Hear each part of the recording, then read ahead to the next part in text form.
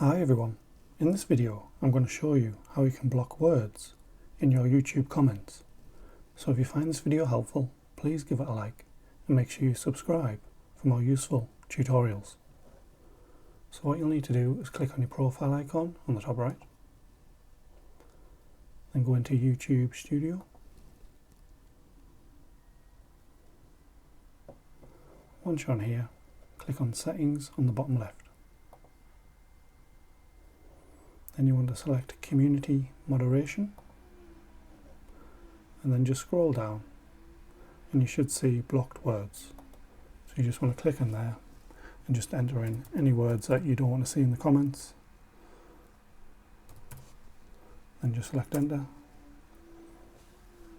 Then obviously you can add as many words as you like.